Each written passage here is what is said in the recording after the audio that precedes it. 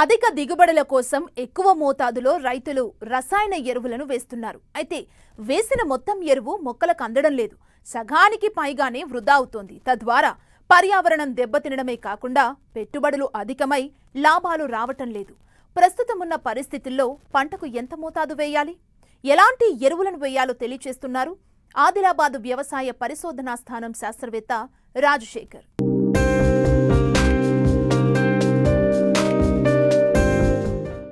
ఉమ్మడి తెలుగు రాష్ట్రాల్లో ఖరీఫ్ పంటలను చాలా వరకు విత్తారు రైతులు. ప్రతి ఏటా దిగుబడులు తగ్గుతున్నా ఎరువుల వాడకంలో మాత్రం మార్పు రావడం లేదు. అధిక దిగుబడుల కోసం అవసరమైన దానికన్నా 2 నుండి 2.5 రెట్లు అధికంగా రసాయన ఎరువులను రైతులు వేస్తున్నారు. తద్వారా అవసరం లేని పోషకాన్ని వేసి వృధా చేయడం వలన ఖర్చు పెరగడం, పోషకాల సమతుల్యత లోపించడం, దిగుబడి తగ్గడమే కాకుండా నేల స్వభావం మారుతుంది. ముఖ్యంగా సమీకృత ఎరువులను వాడటం ద్వారా నేల ఆరోగ్యాన్ని మెరుగుపరచడమే కాకుండా పంట దిగుబడి పెరిగే అవకాశం ఉందని సమీకృత ఎరువుల వాడకం గురించి తెలియజేస్తున్నారు ఆదిలాబాద్ వ్యవసాయ పరిశోధనా స్థానం శాస్త్రవేత్త రాజశేఖర్. ఆదిలాబాద్ జిల్లాలో చూసుకున్నట్లయితే రైతులు పత్తి, సోయా, కంది పంటలను ఎక్కువగా సాగు చేస్తూ ఉంటారు. మరి ఈ మధ్య కాలంలో ఈ యొక్క రసాయనిక ఎరువులపైన రైతులు ఎక్కువగా ఆధారపడి సాగు చేస్తూ ఉన్నారు. కాబట్టి ఈ యొక్క రసాయనిక ఎరువులు కాకుండా మిగతా సేంద్రియ ఎరువులు కానీ జీవ సంబంధ ఎరువులపైన ఆధారపడాల్సిన అవసరం ఉంది. ఎందుకంటే రసాయనిక ఎరువులు ఎక్కువగా వాడడం వల్ల ముఖ్యంగా ఈ యొక్క భూమి సారవంతత దెబ్బతింటూ ఉంది. అదేవిధంగా తక్కువ రోజుల్లో పంట ఏపుగా పెరిగినా కూడా మరి చివరికి దిగుబడి తగ్గే అవకాశము, చీడపీడల ఉధృతి కూడా రాను పెరుగుతూ ఉంది.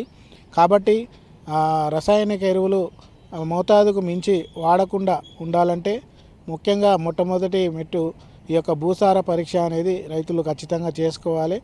భూసార పరీక్ష చేసుకున్నట్లయితే మరి ఏ పంటకు ఎంత అవసరము దాని ప్రకారంగా మరి మోతాదుకు మించి వేయవలసిన అవసరం ఉండదు. అదేవిధంగా మరి మన భూమిలో కూడా ఎక్కువగా ఈ యొక్క రసాయనిక ఎరువుల శాతం ఎక్కువ ఉన్నా కూడా వాటిని తగ్గించే అవకాశం కూడా ఉంటుంది. కాబట్టి ఫస్ట్ పాయింట్ ఏంటంటే రైతులంతా ఈ భూసార పరీక్ష చేసుకొని దానికి అనుగుణంగా లేకుంటే దాని ఆధారంగా ఈ యొక్క రసాయనిక ఎరువులు పాటించాలి. రసాయనిక ఎరువులతో పాటు మరి ప్రస్తుత పరిస్థితులలో ఈ యొక్క సేంద్రియ ఎరువులైనటువంటి పశువుల పెంట కానీ వానపాముల ఎరువు కానీ వాడాల్సిన అవసరం ఉంది. పశువుల పెంట అయితే ఎకరానికి 1 నుంచి 2 టన్నుల వరకు వాడుకోవాల్సిన అవసరం ఉంటుంది. అదే వానపాముల ఎరువు అయితే 1 టన్ను వరకు వాడుకోవచ్చు. ఈ విధంగా మరి ఈ పశువుల పెంటను వాడుకున్నట్లయితే భూమిలో కోట్లాది సూక్ష్మజీవులు ఉంటాయి.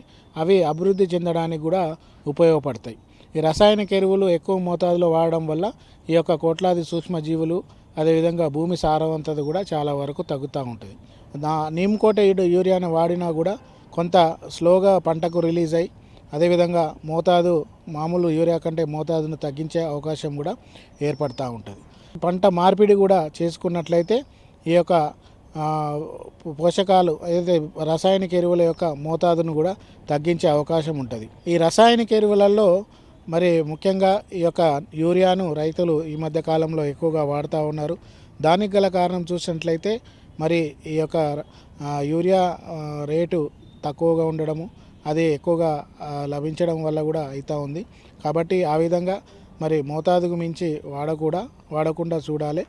అదేవిధంగా మరి భూములలో రసాయనిక ఎరువులు కరిగించడానికి కూడా ఈ యొక్క ఫాస్ఫరస్ సాల్యుబులేటింగ్ బ్యాక్టీరియా కానీ పొటాష్ సాల్యుబులేటింగ్ బ్యాక్టీరియా కానీ ఇవి ఎక్కువగా మనము భూమిలో విత్తన శుద్ధి కానీ తర్వాత సాయిల్ అప్లికేషన్ కానీ చేసుకున్నట్లయితే ఈ రసాయనిక ఎరువులని తగ్గించుకునే అవకాశం ఉంటుంది.